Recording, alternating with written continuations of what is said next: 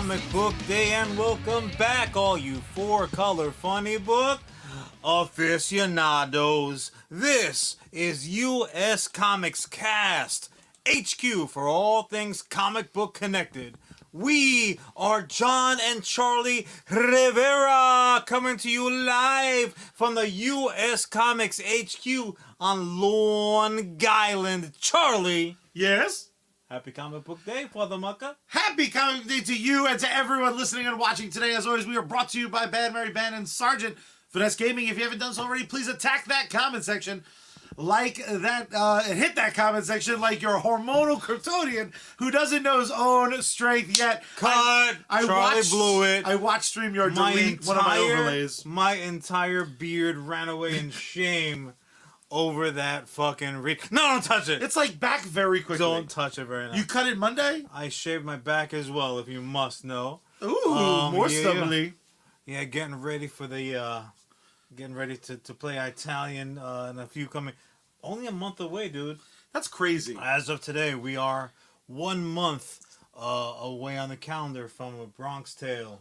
Where? Live from where? Drop the address and the prices. Also right from Long Island. Oakdale, CM, Pax Theater. I don't like that it took a show. Like, you get to hit the stage and get all that attention. That's what it took you to get you into the studio live. Yeah, because they like me there, and you ridicule me. You emasculate me. But I feel like in a loving way. You hurt me, you pinch me as I'm walking by. Here's the thing, and though. it's all fucking sexual. That's on the worst part about long enough time. Well, we're trying to be like the Island Boys. They're like, they've just now gone for pay. On a long enough timeline, though, that right now you're in your leather daddy Wolverine stage. Next will be your jeans and tank top Wolverine stage. But a couple decades from now, we'll finally put you in your yellow and blue super suit. John, have you fucking seen how good tall-ass Logan looks? Charlie. 2 feet taller than fucking Ryan Reynolds. But he looks great. Giant, fully, overexposed film Wolverine. Finally rocking the yellow. Finally rocking the yellow. I'll be honest. I consider myself to be a pretty smart fucking person. I never thought that we would see it. Not in live action. I never thought that we would see Wolverine. My presumption is the little Canadian adorable bastard in the yellow. My presumption was that we would get very close without them going for it. Like the Captain America suits, I feel like are dangerously close. Like they went very modern. I could have seen like a sleeveless brown and mustard yellow. Well, I could have seen a super suit with pants. But I mean, they've been pretty good with Captain America because we've definitely gotten the Ultimate Captain America with the brown instead of the red. No part of you wanted to see Chris Evans I know I'm in the vast minority. I want everybody in spandex. We kind of did though. That's a good point with the turtleneck wool. The World War II show preceding. That suit looked like his mom made it. Rogers the musical. Which have you seen clips? Yeah, I have. I've only seen the transformation, and I was like, bring it to Broadway! The worst part of that, I'm like, no, Ant-Man wasn't in that part. Like, this musical is inauthentic. Yeah, from the real-life invasion of New York. But you know what, though? Marvel is doing what not really Marvel, but Marvel adjacent. It took Ryan Reynolds to be like, do shit right. Colossus, they fixed for you? But they did that from Jump. But now it is really official MCU type stuff. So what's funny is this is Ryan Reynolds. If had to anything, do it. The suspicion is that Ryan Reynolds is going to be playing like Eradicator for the Fox universe. They're like, you lost your license, bitch. We're going to kill everything you love. Part of me hopes that Logan starts in a leather daddy costume. I don't think it'll happen. But I would love if his suit gets ruined, so all he has is this bright yellow so Logan, silliness. Fucking poor Mangold has been through enough. They're not going to take away what he did with the character. So the events of Logan still happen, and you have that advantage of the multiverse to play with in the MCU. So this is just yellow uniform Loganverse that Deadpool pulls him out of. If I put you in charge. Yeah. Do it. Do you have yellow and blue Logan kill? Do you have yellow and blue Hugh Jackman Logan killed by next Logan? If you had Logan cast, the kid who's going to carry forward this whole gimmick, Do you have him like that's your post credit scene? Is like Hugh Jackman is like finally he's in bed. He has a frame photo of him in Deadpool to fucking recreate the anime, and just some other guy schnick through that fucking head. Part of me would love that. I mean, I don't know. Like, there are so many fun ways to dispatch Wolverine that you almost, if you're gonna do one of them, you have to do all of them. Like, I would have like a manta. It takes a Montero. Whether it's Deadpool, whether it's Strange, whether it's the fucking TVA, somebody's just like running through all of like shit. Don't usually end well for fucking Logan. Just like, oh, there's one Magneto's ripping out his adamantium. Here's one where fucking Jean Grey is giving him mutant aids, and like there's so many ways to get rid of him. But now, before the cart gets way in front of the horse, we will be getting to some Godzilla news today. We're going to be talking Superman today. We're going to be doing a pitch meeting for the Crow burying today. the lead for. We already told them in writing. Ellis is desperate, but I want to just stick Ellis on this. Is always this way. I want to stick to something that our cousin Paul is always this other way. Cousin Paul already bitching for a mask. Hey, Captain Twitter, how about we just get to live in the afterglow for a moment? I didn't know Paul was Captain Twitter. Yo, man, you kept that secret identity under wraps for a surprisingly long time, and naturally, it would be fucking Captain Sidekick that ruins it. It's true. Goes right to J. Jonah Jameson's like, guys, I've scoop. got big news. I got the scoop and I got photos. I get that parking space now? But you know, it's not just fucking Marvel dominating the headlines. Well, before we move on, does he cash bet right now?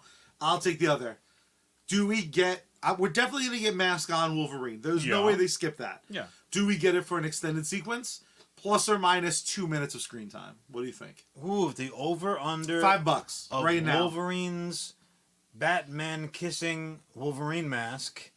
Because it is two Batmen kissing each other. That's Wolverine's mask. Are hip and young. Let's be clear. So the over-under is 2 minutes of screen time. Correct. Not implied screen time.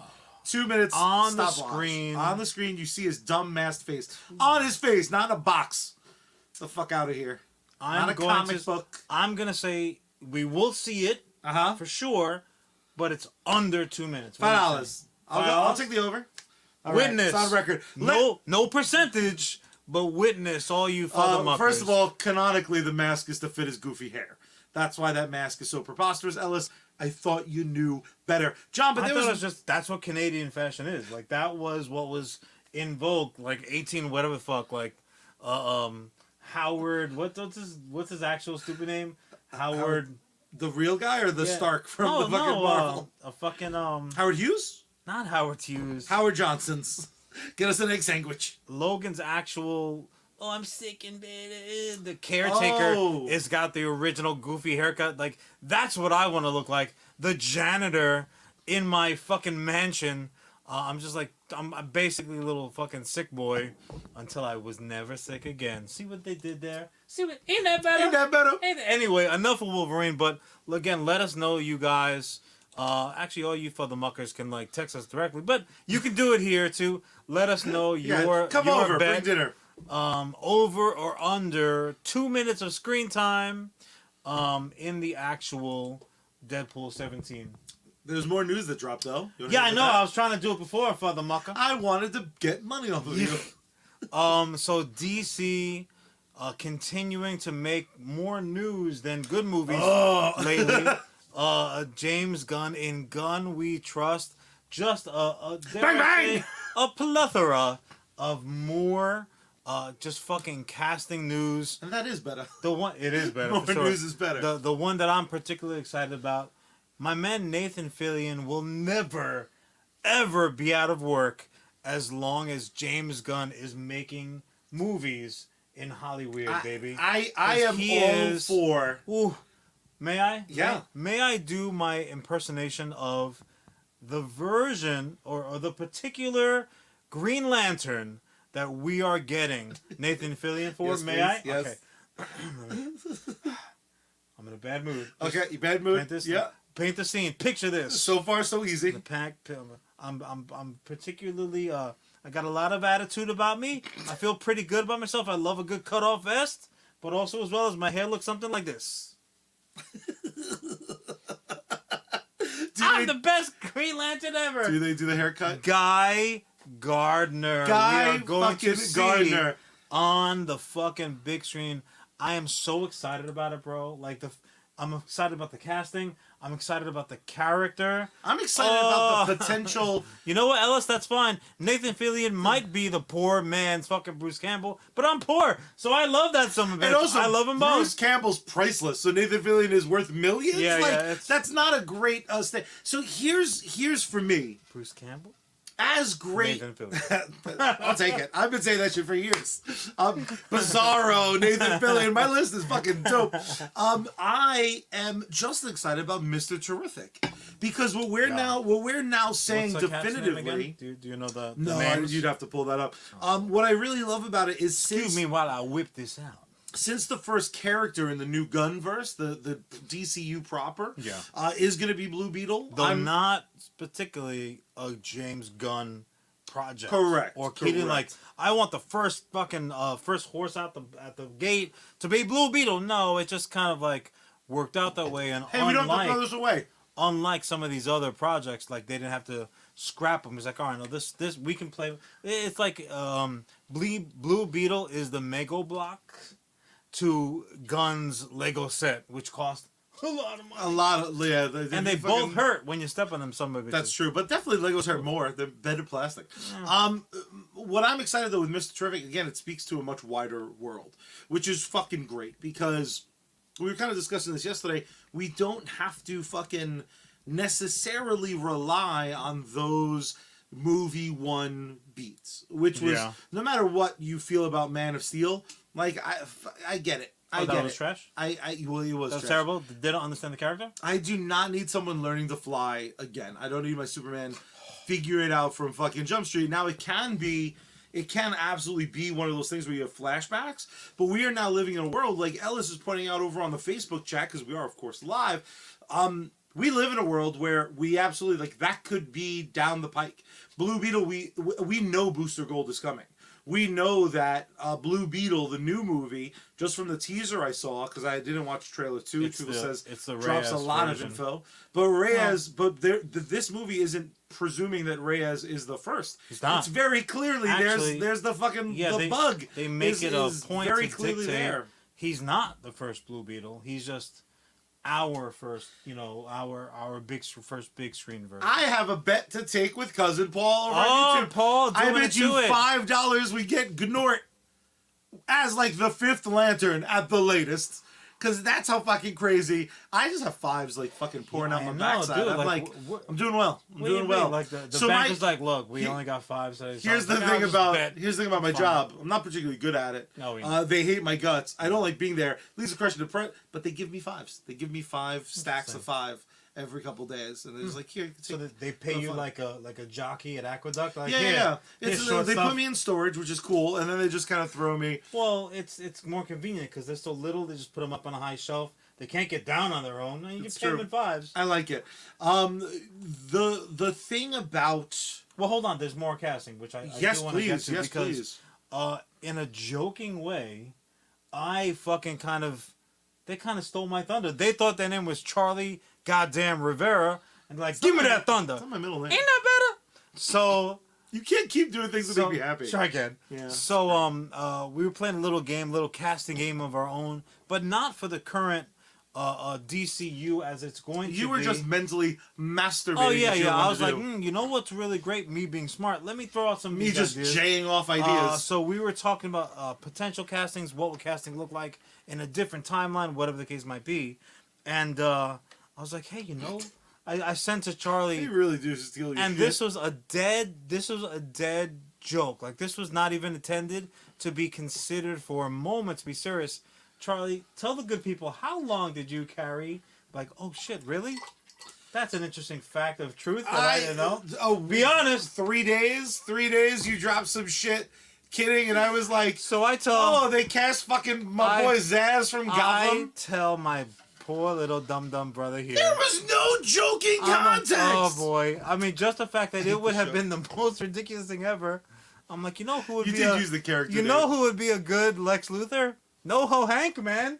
Fucking from Batty. Hey, No, I thought you meant the actor. You meant Noho Hank. Can I get you a sandwich? That's or, not what the actor sounds like. You know, Show Kal-El, you're not the nice guy. I thought you were a nice guy. So fucking my man, his actual name, Anthony Carrigan. Why did you go He actually so much out of nowhere? You like increased your own volume with excitement. so people knew the subject was about to change. Shit got really serious. Oh my god! So Anthony Carrigan has indeed been cast by James Gunn in the new DCU. I didn't hear this. Not as Lex Luthor. Thank God, because that would have been ridiculous. Metamorpho, baby. So James Gunn was like, shuts the fuck up. Here's a bald actor who I enjoy. Was this today? Was that on the same announcement? Kaboom! This dropped about 2 hours ago. Shut the fuck up! Breaking news! So my man Noho Hank, a little bit of a downgrade granted from Lex Luthor in my book to Metamorpho in the Gunn fucking casting verse. But yeah, not the least of the casting. So we did also obviously. Oh again, my like God! we said, fucking homegirl Dora the Explorer. She found a mace. Can you say mace? Dora. Oh no. Oh no. What's wrong? Oh no. I'm just picturing now. I'm just gonna see Hawk Girl flying around. Oh God. Me llamo Hawk Girl. I actually. Cerebo, no swiping. So No, I want Cerebo boots. He's like beep, beep, beep, beep, beep, on the little baby spider leg. So the actor's name is Isabella Merced. You know her as Dora, adorable Dora, but she is not so adorable Hawk Girl. I mean, how many years you missed it because you were just not. Old. It just wasn't sold to adults. But I was there, like, I was still way too fucking late watching it. But the Justice League Unlimited. Yeah. Where they were like, it's better. Everybody. Here's fucking everybody. And they were able to navigate it in a way that fucking made sense. They had people do drop-ins when drop-ins make fucking sense. Yeah. The notion that we're going to get to step into a fully fleshed out world. I haven't seen the new episode of Secret Invasion. But I can tell you that universe, to me, I'm looking forward to it. I can't believe Captain America shows the up. Marvel, the Marvel universe still feels a little bit barren to me. The cinematic, you mean? The cinematic universe, considering how fucking they have like 9 iterations of like Ant-Man. Literally every 5 minutes they're coming out with a new another character. But here's the problem: a lot of those characters, much to your chagrin, are derivatives. There's two. We got 2 Hawkeyes. We got 2 Black Widows, although one's very, very dead and one wears white. We got fucking Captain. We got Captain America's out the ass. We got Russian Captain America, Black Captain America, Cyborg Captain America, unbranded Captain America, just super soldiers all over the place. So my what's already interesting about the DC universe is it opens itself up to a lot of fun visuals. The minute you can have a Green Lantern making shit and it's fucking Guy Gardner. Is like, holy fuck a duck. Like, what are you talking about? We're gonna get Gnort. We're gonna get... and apparently soon. I thought this was gonna be, for some fucking reason, I forgot the thing that I love James Gunn for is that in the first fucking Guardians of the Galaxy, there was a well-developed ecosystem of weird shit. He's like, weird shit. He develops the world. Like, he didn't invent it all, but... He said, "Okay, give me this, give me this." He basically went shopping with a fucking Amex Black Card. He's like, "Give me a dozen of those. Give me a few naked lady tees. Oh, not that hat though. Must get a free bowl of soup. Oh, looks good on you though." The Green Lanterns are not all derivatives because they're an army. 200%. The Green Lanterns are not derivatives. They're a fucking crew. That's like saying that a cop show is like, oh, they're all just fucking derivatives. Look at them all trying to be a cop. It's a job. Look at all these Serpico fucking copies. All these derivative teachers in the school. But it's not a secret that the pain of loving DC hasn't subsided in recent months. Well, Flash, why shouldn't? Because Flash, in hindsight, still to this point, they still make, and this might be a fucking red flag or whatever for some people, but they still make better animated content. Yeah, without question. Guys, in my opinion, DC makes better comic books. than Marvel does. Well, they have more. Again, for me, it gets weirder. It's more fun. DC makes better comic books than Marvel, and right now, right this day, Until we fucking finally publish. that's for damn sure. Someone And give us money. that's the font. That's the font from which all of this flows. All the TV, all the video games, all of the movies. Certainly, if not for the comic books, that origin source, we have none of this stuff. Like, we're still watching the fucking a very. Are you Brady trying to kill Cousin sequel. Paul? No, man, no, never, never. But so I don't know if this matters, but I'm not even gonna try to pronounce Mr. Terrific actor's name, but we do know him as from was it X-Men First Class? Yes, he Darwin. was. And by the way, A most waste. underused X-Man of all Waste, time, waste. Darwin is one of the coolest characters ever. And isn't he killed like in a preposterous way? It's like he swallowed fire. I'm like, Darwin would have survived that shit. Yeah. That is fundamentally, He would have become fire. when you want to kill a D-lister, you accidentally sometimes land on a fucking dope character. That's the best. It should be called pulling a Darwin.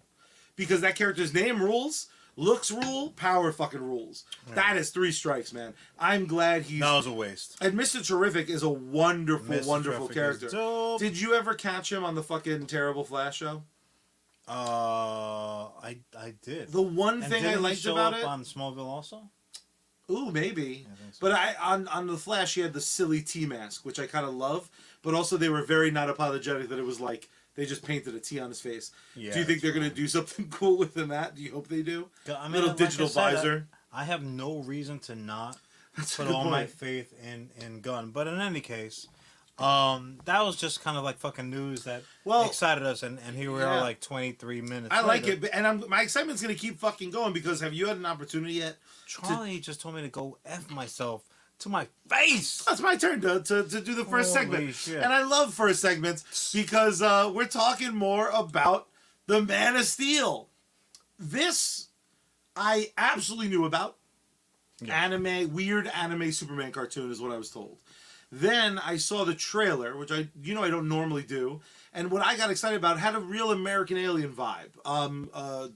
I love he's like considered canceled right now, but I love the writer of American Alien. It of course eludes me, and I chat him up as often as I can on Twitter, up to my knees. Instagram. Yeah, exactly. On Instagram, It'll Max Landis. Thank you. Max Landis' American Alien is not a series that I love. I love the passion behind it. There's aspects I love. That story doesn't necessarily work for me because it doesn't feel very Superman-ish at times. Mm-hmm. If that doesn't feel very Superman-ish, but it did feel like a modern take, this feels like a modern take, and Superman is fuck. My Adventures with Superman, I was not expecting to like. I do not think it was made for me, and I fucking love it. Right. Nerdy black fucking Jimmy Olsen, best friend, roommate of Clark and Lois falling. This show did a better job of explaining everything you need to know about Superman in 20 seconds than I've seen any property do at that speed. I think that you make a really good point right off the bat. Thank you. And again, thank you, folks. Good night.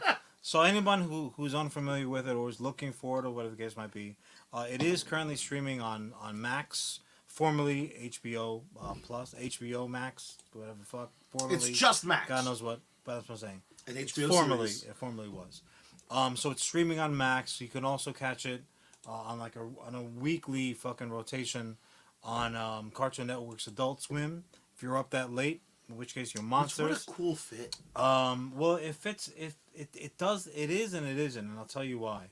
If they were to say, "Oh, it's on Cartoon Network," I would have said, "Great."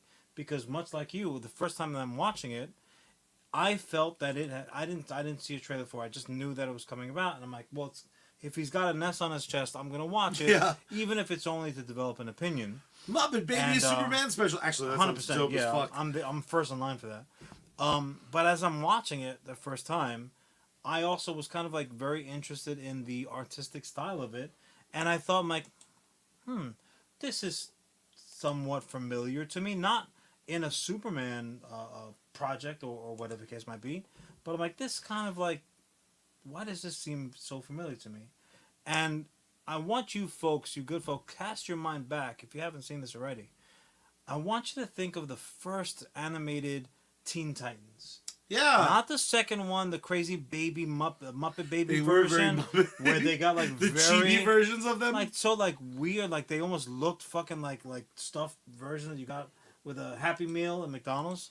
The first version, which had a ton of elements of anime, like real, like the real opening was exclusively just anime. fucking anime. You get an occasional exclamation mark over the head. You got a teardrop. Fucking whatever. The dialogue is anime-ish. Like you can easily see how that could be dubbed in multiple languages. Yeah. So to the point where, sure, if you like an anime style, you'll enjoy the hell out of it. If you're just like a regular adult viewer, this style of storytelling might not be for you, which would be unfortunate because they are telling, granted, modernized versions, but these are Superman stories. So John, if someone he just fights tells a you robot. Superman, Lois, and Jimmy, they pal around and they go investigate some shit, and Superman's got a Superman at some point, and Lois and Clark have like that shipping energy, and fucking Jimmy is like a fun sidekick. Hey, what about me, guys?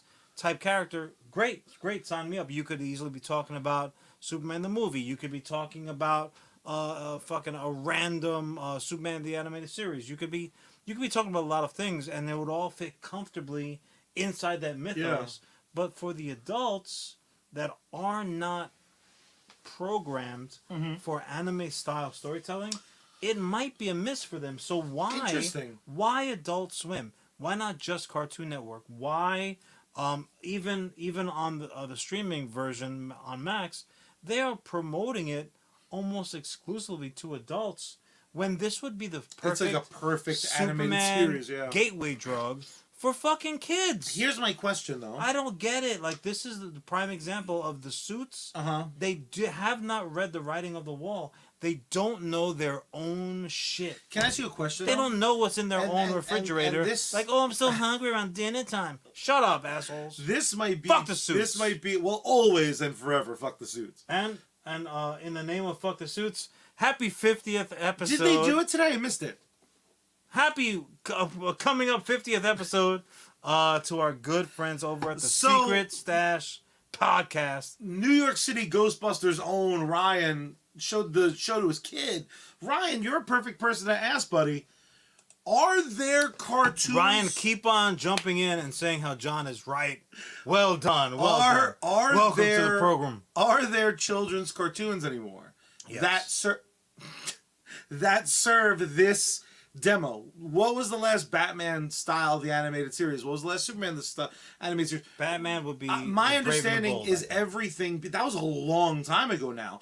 Everything to me... You're an old geezer like me. Not that long ago. Everything to me now feels like that revision of Teen Titans, where it's fucking loud and it's bright and it's for like little kids. Now Ryan has a hip as fuck 5-year-old, so I don't think that necessarily is indicative. What I'm saying is, aren't these little fuckers watching like Paw Patrol and like loud, obnoxious bullshit? Well, but I think they killed the market. I think right now there is no proper place to sell My Adventures with Superman. And Ryan here kind of confirming children's cartoons are now basically YouTube clips.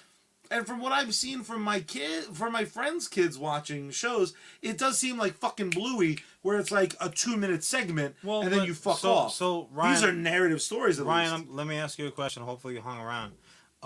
When you say that you introduced your 5-year-old to this show, did you put it on... Did you stream it for him, like, on demand? Or were you just clicking around? Kept him up till 1 a.m. You're like, stay up, kids, stay up. Because that really is going to inform those that don't know. Because I totally, and I see it with friends' kids also. Like they're just perennially on their phones and this other thing. And you know, I don't know if they watch 22-minute shows anymore. But here's the thing, you know how people say, "Oh, I don't watch SNL, but I watch clips." Why couldn't you do that on a 22-minute animated Superman show? Like, so a kid watches a particular exchange with a bad guy, a particularly funny... Well, but won't they find that... I suspect my logic is that's a found audience. And when trying to sell it, it probably seemed like it seemed like a safer bet because they think people our age will watch something for 22 minutes. Ryan missed the question. The question very simply was, did you wind up streaming that for him when he was watching other cartoons? Did you stumble upon it for yourself and the kid was around? Or did you stream it and say, sit down and watch this? Knowing Ryan, he was like, all right, we're done watching a Ghostbuster episode. Now watch this other thing I love. And then back to Ghostbusters. You little... But to go back to what you were saying, Charlie, if I'm pitching it, and I say, look, this is a property, this is an IP that we can play with, and you have an opportunity, there's a fork in the road, which there often is my analogies. But if there's a fork in the road where you can say you can claw back profits now, or you can double down, and we build a fan base for the near future, for the next 10, 15, 20 years, and the inevitable cost is going to be the same. The difference is simply how we market it. Yeah. The marketing budget doesn't change. I think, Charlie, truthfully, it's a short-sighted thing. It's one of those circumstances where the fucking suits don't get it. I think that creation of that series was intended like this is a fan base builder. We already have the adult fan base. They're there. They've been coming out for our trash already. So let's show the newer generation a good version of something that they can look forward to, so that when James Gunn is building this massive DCU fucking empire, which is what's going to happen, we have those now young, hungry, invested fans that are going to be right there for it, and they'll be standing in front of their parents. They're like, where's Tomboy Hot Asian Lois? Oh my God, it's so perfect. So Ryan saying he streamed for himself, thought the kid would like it, so he wound up playing it like in lieu of movie night. You know what it is? I can read. You know, some people listen to the audio version of the podcast and how you never repeat the comments. You don't try to big league me, you son of a bitch! All right, so Charlie was just literally fucking like narrating for me as I'm going along. Oh my God, that is just also, Craig thinks you're a dick and ducking him. How about that? I'm going to read all the comments. Craig, thank you, Charlie, for reading me Craig's comment also. Craig, my number has not changed, sir, so you can feel free. You can feel free anytime. Ryan's throwing out something that I think this has a great potential for. Ryan kind of mocked himself by saying he may not be the best example because he showed the kid Jaws 4 when he was... not Jaws 4. Showed the kid Jaws when he was 4. Don't ever show your kid Jaws 4. I'm pretty sure that showing your kid Jaws 4 at any age is going to be considered child abuse. Joker stream joining us. What is up, Joker? Yeah, Joker, I avoid you because Joker's a sociopath, always problematic, regardless of what an amazing gamer he is. Over on Twitter, make sure to check out Joker's _stream _ just Fortnite just ripping it up. Twitch oh my God. And kick, oh my. Literally, you'll never find a cosplay streamer as good as Joker. That's a fact. Over on Twitch and on Kick. On Kick. I think Ryan stumbled upon what I think the show has a great opportunity to do. I think this is one of those shows that almost doesn't matter where you put it, because the minute one person finds it, I think this is going to happen. Have you checked this out yet? It's dope. When two people catch it, but you told me to watch it, so that's valid. So I am basically the outbreak monkey. Yeah, I've said that about a lot of things. I've said it about the rabies that you gave me that time, the syphilis you gave that nice girl in Sicily. Hey, man. John, it was Christmas. The nice thing about media today, of YouTube clips today, is what I do think is gonna happen.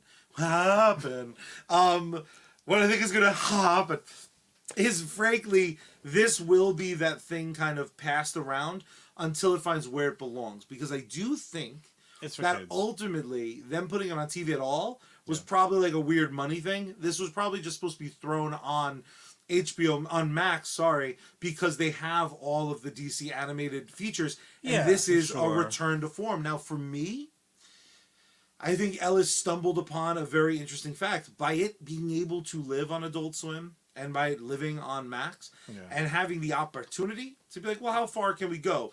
Because they don't want to have sexy time. They don't want to necessarily have blood, it seems like. But the fact that you could tear a robot in half and have it look cool, the fact that you can have little Clark, quasi-spoiler, rocking a black eye and a fat lip and he's busted open, these are things that standards and practices now have no business with. And what I think that does allow, imagine little kid you. I want you to go back in the Wayback Machine. Yeah, you're watching Thundercats. You're watching G.I. Joe. This version of Superman, I think, fits for that crowd. I think back to myself watching Tiny Toons and then this Superman. I think it works. Charlie, I think it's a good You're thing. missing my point. Kids aren't watching Adult Swim. Disagree. Kids, when were you watching Adult Swim? So, Adult Swim was the shit. That's how I got introduced to anime. If a kid, and I'm talking about a kid like single digits. I'm not talking about a 12, 11-year-old. A hip kid? Or like, I understand kids. Ryan's 5-year-old is right now single-digit smoking a cigar. kids should not be up at 11, 12 at night watching anything, much less Adult Swim. That does have, I'm not trying to be a square weenie. Oh, he did the square hand gesture, podcast audience. Listen, I don't know if fucking Tarantino's watching, bro. I got feet too. I want to work. So, the truth of the matter is that the people who made this cartoon and the people who are promoting this cartoon are not on the same page, which, if you recall, was my biggest issue with the what's happening. Was the biggest issue with the entire Snyderverse. Yeah. Like you did not have synchronicity with the creators, and that's going to be very unfortunate to be, because what this is doing, if only in effect you have adults exclusively watching pretty much a show intended for non-adults, however you want to define it, then that show is not accomplishing its intended goal. Yeah, granted, adults might get some enjoyment out of it, sure, of course, but what it's intended to do is not what it's going to be. It's going to end up doing, and you still haven't accomplished the goal of building a new audience. These kids are not buying comic books, right? These kids are not going to dark, all gray tones, underselling fucking movies. These kids are not doing that. Yeah, you're going to get a couple of tag-alongs because they want to be cool like their parents. Mm-hmm. But the greater, like that group who are just watching clips, that group who couldn't tell you what Superman's secret identity is, they couldn't tell you what his job is in the real world, like they don't know who Perry White is, that's who they're fucking going for, and you're missing a great fucking opportunity, because the way that they made it was perfect to accomplish that goal. And you raised a good point earlier. Thank you. You said show over. I was surprised too. Remember when they had the Muppet Baby version of Thundercats? How well did that go over? What new audience did that go to attract? Because they had fucking like adorable tee-hee belly fucking versions of those characters. It was a train wreck. Nobody liked it. Not old or young audiences, so it was completely wasted. And that was a reboot that absolutely fucking failed. It died on the fucking vine. And obviously the last thing in the world you want to see is something like that happening with Superman, especially in this new exciting age of Gunn fucking reinvigorating everything. Now, do you think that has something to do with it? Do you think the fact that this was a creation outside of the Gunverse and they're going to have animated features, is this perhaps just being buried? I don't think that it's being buried. I just think that whoever is speaking for it doesn't have a loud enough voice or a big enough name to push through their point. Like, this is the audience. Yeah. And right now, there's no debate. They are mismarketing it. Or they have misidentified who the audience should be. Well, in that case, that they're stupid. But and that would make them a suit, though. They shouldn't be doing their fucking job. I have suits. I own many of them. Suits. I can pull it off, quite frankly. I'll be happy to tell you dum-dums what you're doing wrong. Here's I'm going to beg you to move your iPad because you keep hitting the camera. So I was trying to move the table for. My beautiful brother. Thank you. Perfect. What I ultimately think is I think things like this are going to be what helps serve it. Let's talk it up. Check it out if you haven't already. What I think can be great is you can have, you can change your plan. Let this first season do well. Let it get streamed a lot. Have more people like Ryan show it to their kids. Have more people like us stick with it. As long as they're aware of it. As long as they're not aware of it. But the only way they'll be aware of it if we're boisterous. And specifically you and I, we were able to get so many fucking people, so many of these Snyderverse bots got a whole fucking budget for a shitty movie to get a darker fucking pass at it. I believe in miracles. I believe that this can be reappropriated, readjusted, and moved, and potentially build a new cartoon market. Because I do think the type of market that this would feel best in or fit best in, I think that market hasn't existed in a little while, and I think I personally do not think YouTube is the content killer everyone else thinks it is. They think kids can't sit for 22 minutes anymore. Bro, my attention span sucks. You give me something good, I'm gonna fucking eat it up. The Invincible cartoon, shit like that. That adults, I think that's what they were saying. Maybe we'll do this model. I think we can prove them wrong. I think we can prove that's worth investing the time and money into having a block of cartoons. Re-fucking show Batman the Animated Series. They were good. There's allegedly a kind of reboot of that cartoon in the works, man. Let's get this shit going. Let's get this shit rebuilt, and it'll let us build that audience again that we desperately need, because that's going to be, like you said, or alluded to, that's going to be the driving force of the next 50 years, because our time's almost fucking up. You know what I'm saying? Speak for yourself, bro. I'm gonna kill you. I am never. Next time I have a cold, you're going down. Fucking going away. It's not going to happen. And you know, Joker Stream, who's a hit motherfucker. Again, all bullshitting aside, to watch his stream is to see someone who's fucking passionate about stuff, right? Saying that we introduced him to From, right? So it's like it does not take much to go check this out. Give it, especially when it's 22 minutes. Sure, but again, so it would be something specific. In this case, I wouldn't go to just a random super fan and say, "Hey, check out this show that's clearly intended for kids." It is. So I wouldn't agree with that 100%. But the power of sharing the word, that is accurate. I fully agree with that. I think no matter where you fall on this, and we want to, of course, hear from you guys. Let us know. Do you think that this is something that's... I think this happens to cross those boundaries. I think it's for kids. I think it's for adults. I think everyone can really enjoy it. And not in the patronizing way. Not in like the... Even Teen Titans, the original run, was like, all right, it's a bit much. Whereas Young Justice, I think, worked a little bit more... So I would say this. For me, mm-hmm. I would say to adults with kids, check this shit out for sure. If it's just something like fucking, you're not gonna put this up on the 100-inch and a bachelor plaid and then be like, oh, this is gonna be great. Watch. You wouldn't. I'm gonna. Everybody sit back.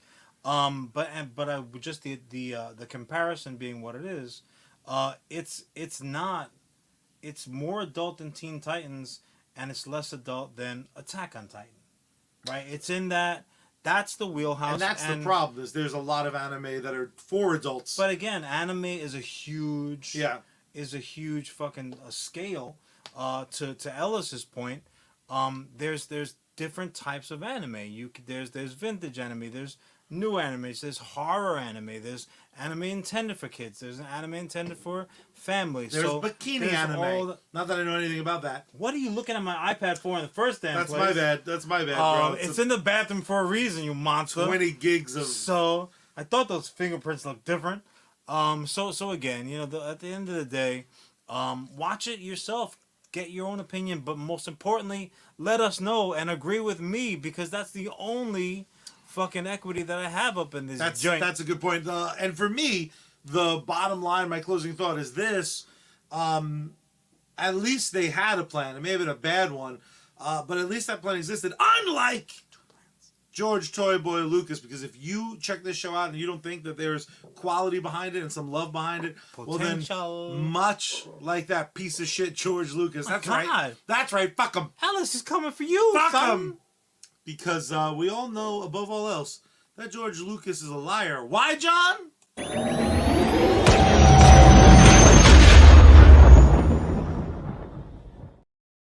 Because Han shot first. Salute. Salute.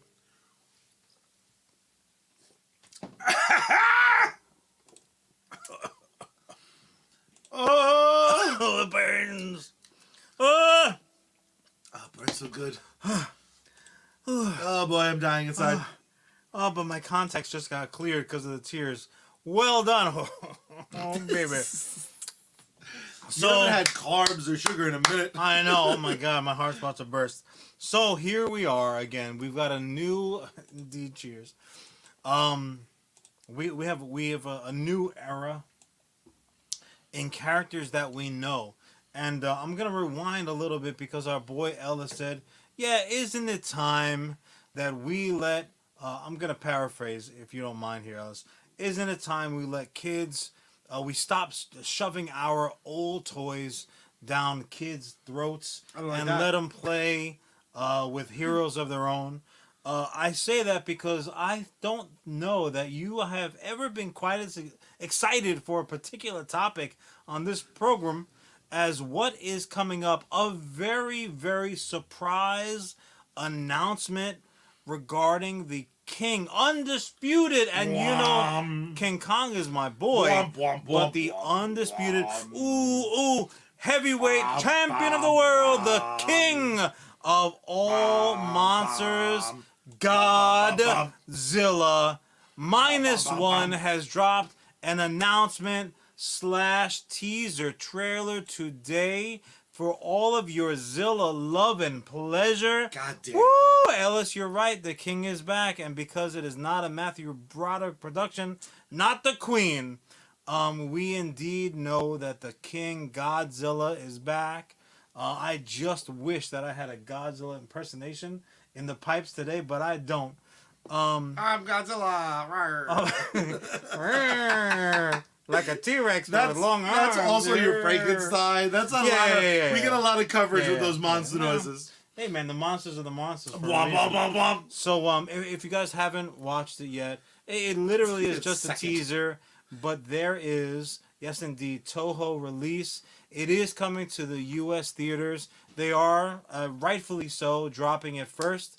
Overseas, I think it's hitting the Japanese market maybe November 1st, but then we are getting it in December, which is only right, considering that it's in effect basically a fucking analogous for World War II. And it's a sequel to the flick that's about to drop. Not sure where that's going, but Barbie. It's a sequel to Godzilla. Is a sequel to Barbie. No, she drops that bomb. Why did I think you were gonna on the internet? I thought you were gonna punch me in the dick. I have so little faith in you. I was like, I'm gonna get punched. Charlie is in the ding dong. Beaten adopted dog that you have to no, it's okay, buddy. No, I'm not gonna hurt you. I'm not gonna hurt you. So yeah. Except then you hurt me. Well, I mean, emotionally. Fair. So Charlie, I don't know about you, but I was equal parts surprised and excited about this standalone Godzilla project. I know like Godzilla has. It's like what's. Godzilla has an anniversary, a big time anniversary coming up, and this is indeed intended, I think, to coincide with said anniversary. Since now this is gonna. What? Oh my God! The sniper! Stop sniping! You don't like Godzilla? No, I love Godzilla, bro. Oh God, you monster! For a long time at work, we have these passwords that we have to change every few months. So for a long time, it was just Godzilla villains. Okay. So my favorite was Destroyer! Because Destroyer has 14 Ys, 3 Qs in it hidden. No, you know what I love? Sincerely, I love all the bad Godzillas, I think, more. Remember the one where there were a bunch of Iron Men running around? That shit was dope. It was Godzilla versus X-Walrus. I like the leather jacket, Godzilla riding a motorcycle. His kid on his tail just fucking ride. That shit was dope. I would punch a human baby in the face if they talk goo goo gaga bullshit about my boy Godzuki. Don't talk about my Godzuki, kid. Woo! A fun fact about John, baby. He has a Godzuki tattoo. Do you want to tell the people where? Because you'll never guess. Show you. It's just trimming his pubes. I gotta say, at the bar, once the fucking whiskey is flowing, do you want to check out my Godzuki? Might be the fucking all-time worst pickup line ever fucking. You know what I hate about you? It would work. There'd be some fucking broad there. Yeah, there would be the one one you chose. There would be one. Who are the Fortnite sisters? It wouldn't be Ruby. It would be fucking what's your face? Charlie, that joke is for one person, and he's the Joker. So it's appreciated.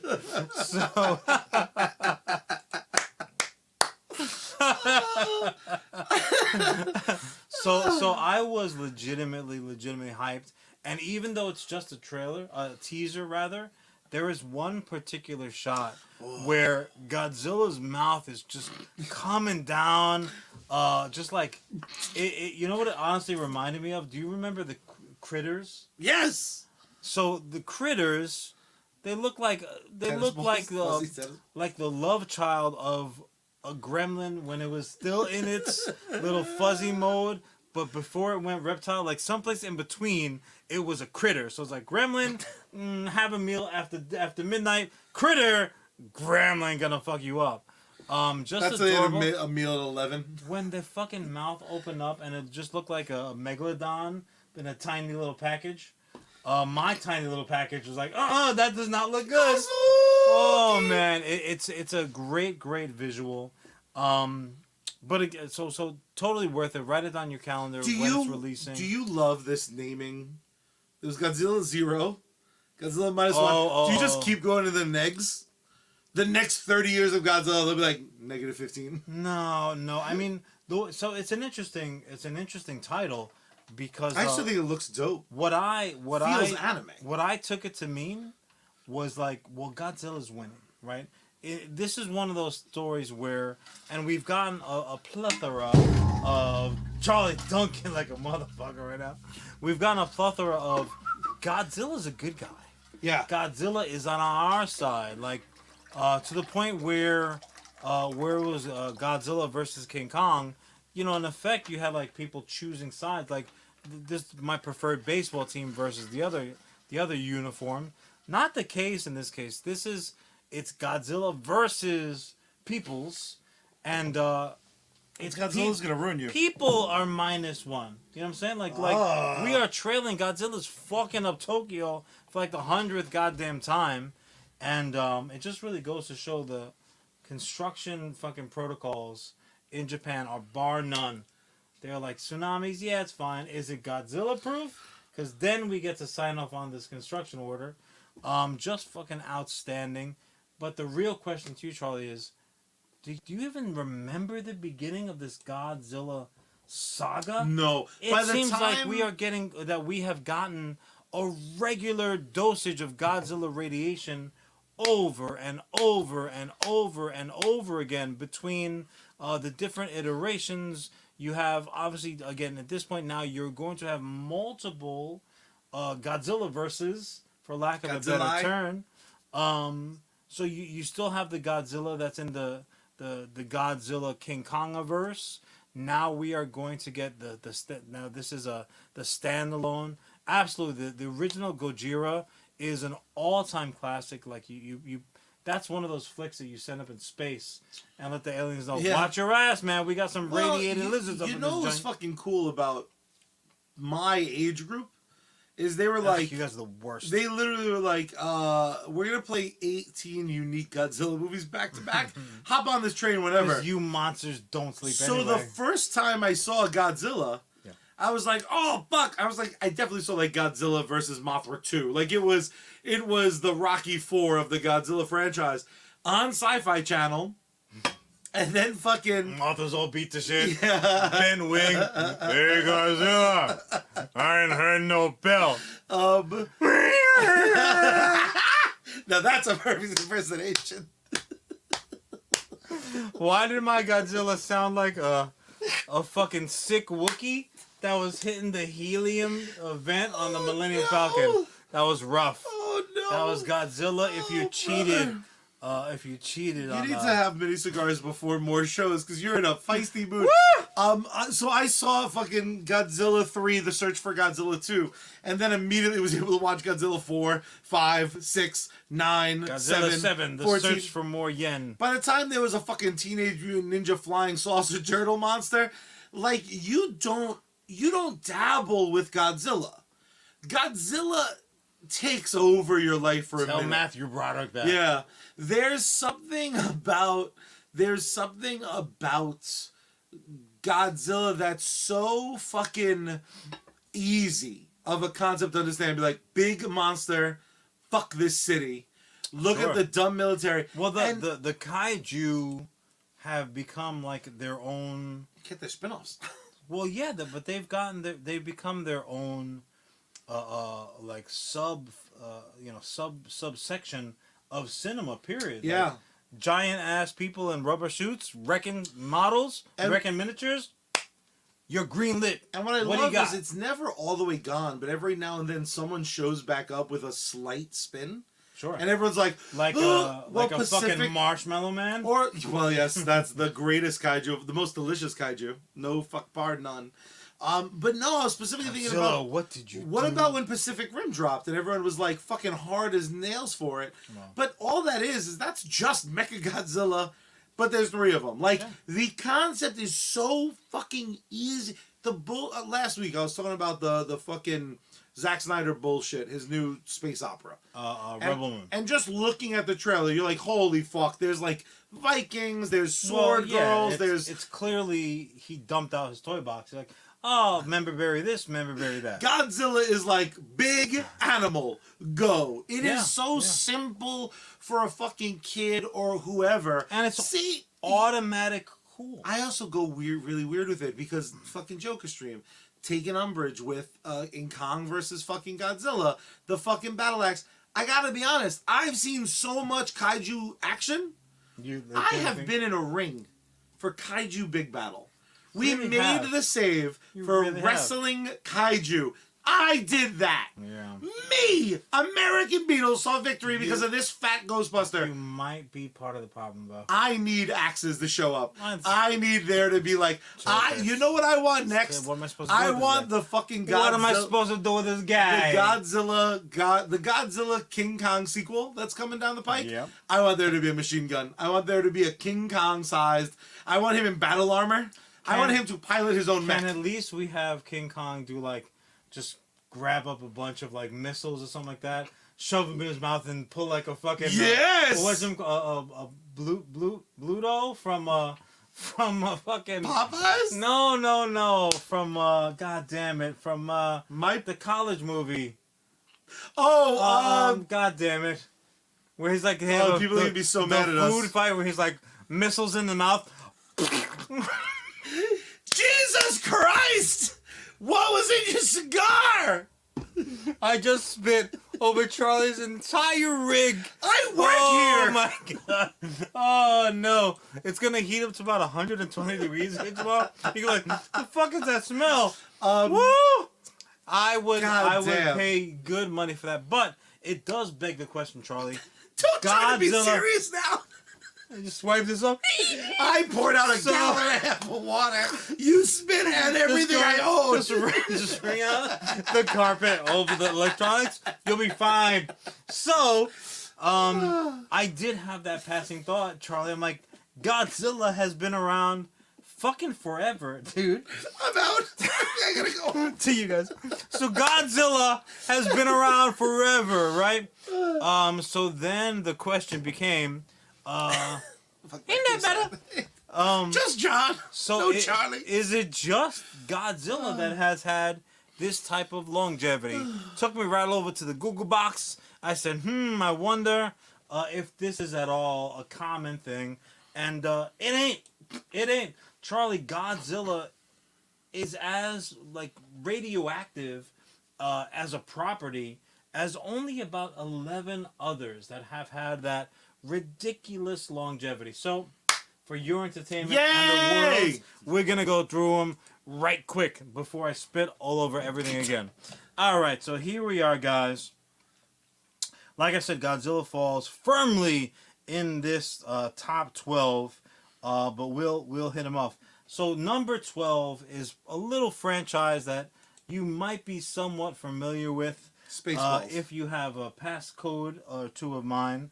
Star Wars, right? Holy At fuck, this point now, encompassing 12 films, a kabillion cartoons, TV shows. There's 12 movies? So, Star Wars got its start in 1977. And here we are, over 40 years fucking later. Wow. And still going strong. Now, it might not have. We've got Ahsoka dropping soon, which I'm personally very excited for. 1 billion books, some of which have been labeled as like non-canon, some of which like, no, this isn't canon. Ellis, I'm with you. this isn't canon, but we're gonna kind of pull certain elements. I mean, in the Ahsoka trailer, they even say heir to the Empire, and just pointed at the screen. She said it. She said it. They have to do it now. But Star Wars has been going on forever, and you said that you're kind of somewhat of a recent Star Wars. Ironically, all convert. the shit fucking Ellis hates. I'm like, yay, Solo, a Star Wars story. Let's do this. Yeah, I know. Fucking the Emperor did the worst job of all time, getting rid of a particular group. Like, come on, man. U.S. history teaches us something. Now, funny, number 11 on this list is a very Godzilla familiar little issue on the half show. Gamera, right? No. 1965. That little fucking Teenage Mutant Ninja bastard has been running around, and really definitely clearly on the momentum of Godzilla, but and no one can argue a way worse suit to have to waddle around in for 8 fucking shooting hour days. Oh my god. Do you think there's like a big old fan in the belly? I don't know. I have more of a Ellis wants to know, what is this list of? Is this is the longest running franchises in terms who of started the years. earliest? Yeah, basically how many years a franchise has been going for. So the next on the list, number 10, Star Trek. Again, Star Trek is one of those franchises where I'm like, there's another show going on right now. Like Star Trek is one of those franchises that I pretend I watch, so they leave me alone. Oh, never mind the movies, and I really enjoy the Chris Pine era of the movies. The Star Wars ones. I enjoy where they were like, we're just gonna be a little dumber. You know what? They were 20% dumber to get me to go. Yeah, they said, you know what? We've been a little bit too highbrow to get all the dummies. We want all the dummies. We want the people that understand. And I showed up. I was like, yo, what's up? You rang. In my Star Wars sweater. I'm like, I like this now. Who got the lightsabers? So Star Trek got its start in 1979. It's still going strong. Right. What else do we got? Next up is you. That's a compliment, right. Technically. This kid ain't right. This kid ain't right. 62? Sorry, your shit Wi-Fi is slowing us down. But in all sincerity, you don't have any affection for Star Trek whatsoever? No, it's cool that he bangs alien broads. That's pretty fucking sick. But by the time I got to Deep Space Nine, there was so little humping. The amount of humping was very minimal. I mean, I guess. 9 of 10, was that her name? 10 of 9. 7 of 9. You show some respect, son of a bitch. Fair enough. But yeah, so the modern movies and the TV shows have very little in common, I felt. They've also tried to tell the Captain Kirk era stories over and over again. I'm a piece of shit because Janeway's my girl, man. I like Voyager. Voyager, I thought. Voyager was the only one I watched all of because it used to be on before Monday Night Raw. Before you had to do your homework, in effect. So number Monday 9. Night Raw was my homework? Sick. Number 9 on the list was a surprise to me, which means that it'll be a surprise to all you fucking dumb bastards. Spider-Man's been doing it since 1977. Is that from the Japanese robot show? Including the Japanese robot show, but also as well as, again, I was like, oh, Sam Raimi era. That was our first real, fucking. Ellis with a great drop in. 7 of 9 is what Kirk would have rated her against the green alien. What do we have? I missed it, and these were obviously smaller live action films, but yeah, dating back since the late 1970s. That's crazy. Here in the States, but also, as you mentioned, the official Japanese film, which featured the character, his likeness, but anyone, if you've ever watched those Japanese mech alien robot Spider-Man movies, you're like, that better. That's not Spider-Man. It's better. It's not. It's better. It is not. Who else? So, number 8 on the list, The Mummy. Now, I would have, my mind was like, cheat? oh, well, the Universal monsters, for sure, they've been around forever, and they're still kind of giving them the old college try, but the Mummy is really the one that has had the most life, and probably because of the success. The costume? Franchise. How easy the costume is? It was, the Brendan Fraser era produced multiple movies, whereas a lot of the other Universal monsters, you get one-offs and like, oh, see you in 10 years. Mummy's just been relatively consistent. They've been doing it since 1932. Wow. 1932. God, like, what were you, 7, 8? Had we even found like King Tut's tomb and shit like that by then? Like, there was a lot of imagination needed. The other one that I would have put, you two, Joker, do your thing, man. Thanks for dropping in as always. James Bond. That I'm would surprised have been, that's not like Mount Rushmore. Yeah. On the fucking on Steve Harvey would be like, top 10 answers on the board. Let me see it. So James Bond's been doing it since 19. Who is that impersonation of? Trying to carry us, man. Trying to carry us. Just motherfucker sitting back, tearing shit up. Who else? So 007. Like, obviously we had the most recent... Impossible not to love James Bond. I do think it's very funny that if you make me be like, gun to my head, James Bond has to go against Ethan Hunt. And I'm all about Ethan Hunt, baby. Like, there's the amount of times James Bond has gotten laid does not undo my spy shit. Mission Impossible is my go-to. About Where'd I Lose You? This doesn't seem like that. Do you not like... Do you like James Bond? I do like. I started with I like James Bond. Anyone who's trying to get fucking laid with gadgets works for me. But I'm saying, like, what's smash the funny gadget is, even better. Despite being around so long, it's like, I would like the American version, please. Bring me the Impossible Missions Force. But like, you could even the say worst that about, name of the business. Like Jason Bourne. Yeah, has like that American vibe of kind of the same thing, but is he considered a spy? Different. I guess he is. 100%. Yeah, it's like for those sure, secret identity shit. All right, so then now we're starting to get into the more familiar stuff, the Marvel Cinematic Universe. At the time of this particular article, I think 35 fucking films. That's wild. And like 70 shows. But the funny thing about them is they've only been doing it since 2008, which seems like they've been doing it forever.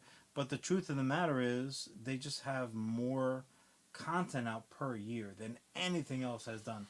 They spit out 4 or 5 fucking flicks every single fucking year. So and weird that they're their own brand. It's diminishing returns for sure. But yeah, they are their own brand, and they're still, regardless of what we have said very adamantly here that it's a diminishing return, they're still the high water mark. Like they are the top of the fucking mountain. And listen, 35 films, 5 good ones. This kid's fucking brutal. It is. It's not wrong. I think that's why. If Ellis is single, I think that's why. He's like, we've been on 6 dates, but only one involved Star Wars. So finally, now we get to what I presumed was going to be higher on the list: Godzilla. Godzilla been doing that thing since 1954. Damn. As the aforementioned Gojira. Which sounds like you're just being the most racist monster, but that's actually the name of the damn flick, Gojira. Just an absolute classic as Ellis. Go Gojira! I mean, that probably would have happened if you have a main title character that can power slide on his motherfucking tail.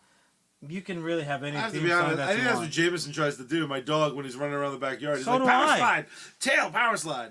Now here's where you really start getting to a bit of unfamiliar territory. Obscurity for this guy. So where did Godzilla fall on the list? Like number he's not 4. Wow. Number 4. So also from overseas, I'm gonna mispronounce this terribly. So everyone, please do enjoy it, except for Charlie, because fuck that guy.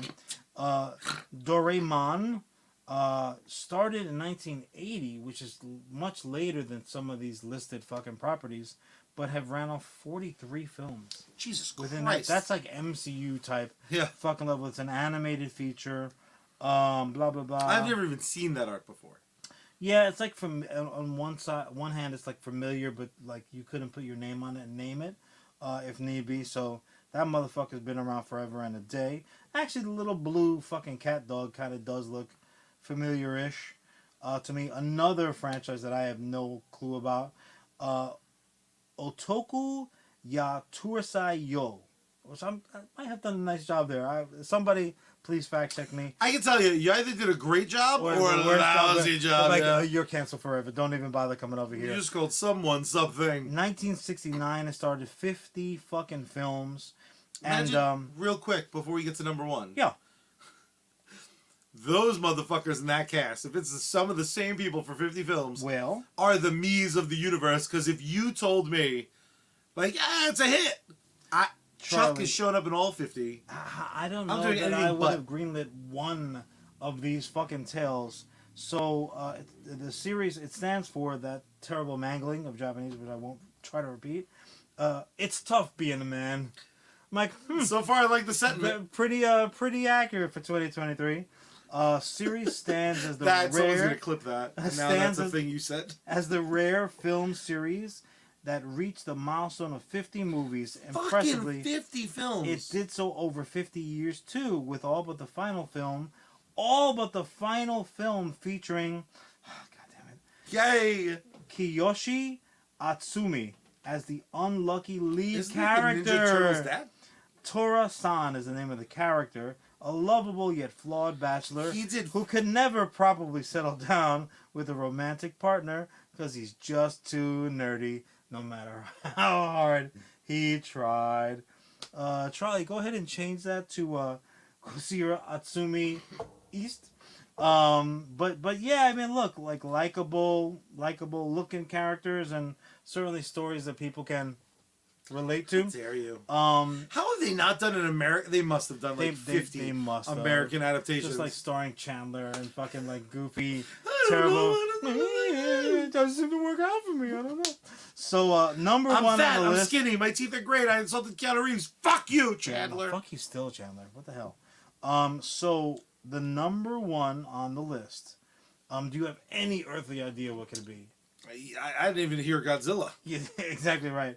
Wong Fei Hung, 123 films. Now, at that point, that's not a narrative. 123. Did they just do in China or Japan, wherever this is from?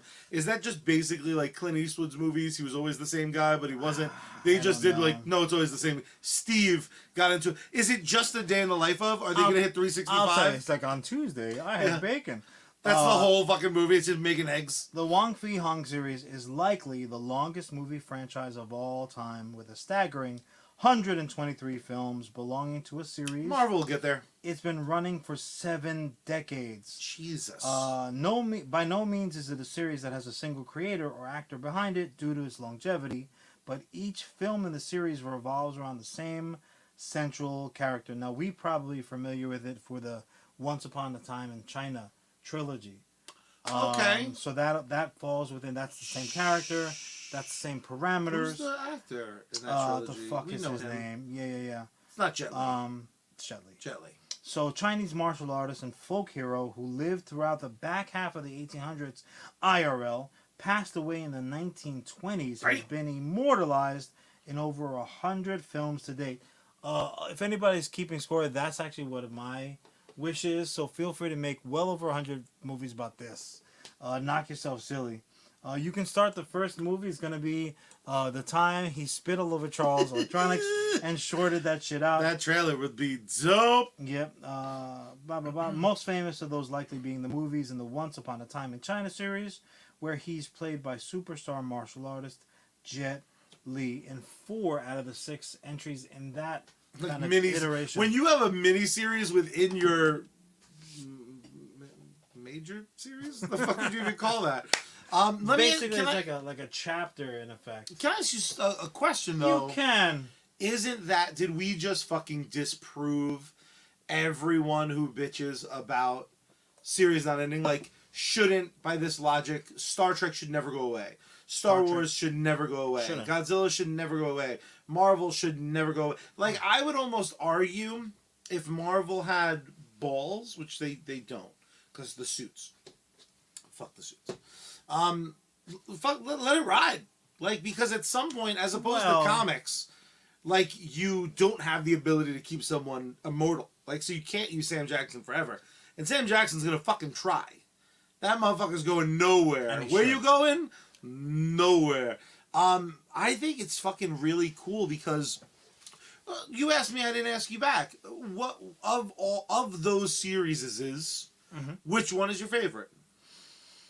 I'm not gonna hold you to it. What's one of the ones that falls into your top half? That's the vaguest I could ask that question. I don't think I've ever seen a 007 movie that I haven't enjoyed. So like on a certain level. Different actors, different styles, yeah, totally. different. So it's like James Bond can periods. go forever. They can remake their own shit.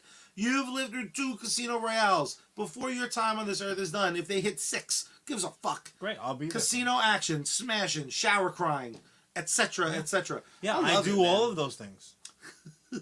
Yeah, in that order. Yeah, I'll be honest, Charlie. Looking at these descriptions, I don't see any reason why any of them should wrap it up. Even the ones that I have never fucking seen. I'm like, yeah, I get it. Sure, why not? No, there's no reason for them to stop doing it. And the way that the system works now is if they're making any monicum of money, then they are gonna keep on doing it. Where it becomes problematic is when they spend $500 million fucking dollars to make the thing, and then it makes $600 million, and like it's a failure. Fuck you, man. You'll never make $600 million. The marketing of it, the cost of the effects, whatever, that's your fault. But it's not the character's fault. That's not the story's fault. Fuck that shit. I also think keep making them more. I also think it seems, and I could be wrong about specifically the ones that showed up in China and Japan. I also feel like they never did the American thing, which is like now they're in space. We've run out of ideas. Yeah. James Bond in space. Well, you know what though. Yeah, we might have gotten different kaiju for fucking Godzilla, and Godzuki aside, no derivative Godzillas except for Mecha Godzilla, granted, but that's not the point. My bigger point is you let your lead. Don't fucking change it up like. To Ellis's point, Marvel lost its balls because it keeps replacing male characters with female characters for like their product refresh, and they're always derivative. But it's I would point Ellis to the bigger issue that they're just derivatives. They're just fucking reissuing, especially in the comic book world where they're so rife. Ellis gotcha. Space Godzilla, bitch. Space Godzilla. That's what I'm saying. Godzilla has fucking derivatives all over the fucking place, but they're not Godzilla. They're not Godzilla juniors. They're not replacements. What the hell was my point? I forgot it. Anyways, Ellis was being hilarious. It's Ellis's fault. I vote we hit him. So that'll be up to you. But yeah, look, these series they run long for a reason. They capture the fucking imagination. Godzilla firmly falls into that category, if not leads the category, probably in my opinion. Godzilla's like the Snake Eyes of G.I. Joe in the kaiju world. Never says shit. Is still the most interesting person on the screen, big or small. I'm going to be there for dueling versions. That's derivative. You have 2 versions of Godzilla happening at the same time in the theaters. I'm going to be there for both. I'm super duper excited. And you love a surprise announcement, baby! Just like NoHo Hank actually being cast in the DCU. It's like they heard you. They had to make it up to me. John, you know what I love about Godzilla most? And I love about his enduring spirit. His transitions? His transitions from CG to suit and back again. John, you play mobile games on your iPad, right? Sometimes. You know what I hate about them? Is that people fucking try to sell me shitty ones on their pod where they make millions of dollars because they're fucking sellout pieces of shit. Unlike us who do not sell out for other random brands that are willing to throw us a couple shekels. Because today we're once again brought to you by one of our absolute favorite bands, and that of course is Bad Mary. You heard them during the intro. You're going to hear them again at the end of the show. If you're wondering where else you can catch their act, you can follow them at Bad Mary Band across all social media platforms. You can support them over on patreon.com/Bad Mary Band. You can stay up to date at badmary.com for merch and upcoming performances. My favorite part, John, let me say that again. My favorite part, John, is that their entire discography is available across all streaming music services. Word up, but that does beg the question, where we dropping with Sergeant Finesse? You can find him still currently gaming as a gaming partner, literally for a few remaining hours. So catch the Facebook stream now while you can, because it is ending soon. He's going to be spending more and more time, soon to be permanently, over on kick.com, but still outstanding video game content, supporter games, co-streams, giveaways, contests. Don't be a sucker. Check him out today when the Sergeant's on deck. You saw him joining in the chat before. just an awesome streamer in his own right. Joker's stream, Jokers_stream_, also spending double duty, spending half his time on Twitch, and spending more and more time on Kick.com as well. We're gonna have to really keep our fingers on the pulse of what's going on the green side. Yeah, Punch is next, am I right? That's what you get. That is what you get. But yeah, definitely check these streamers out. Hey, Good John, content. can you do me a quick favor? Yeah. Hit that button. What button? This one.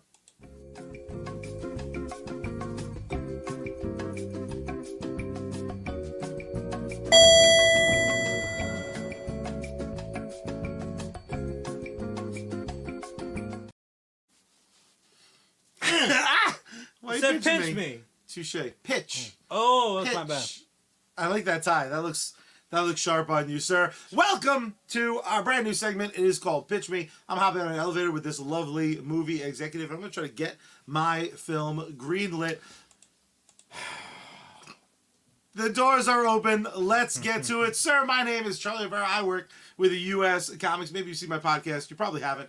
You seem hip, though, so you really enjoy it. Do I have a proposition for you? We have the Crow reboot just coming down the pike with a really goofy-eyed sumbitch that I think is going to do a great job.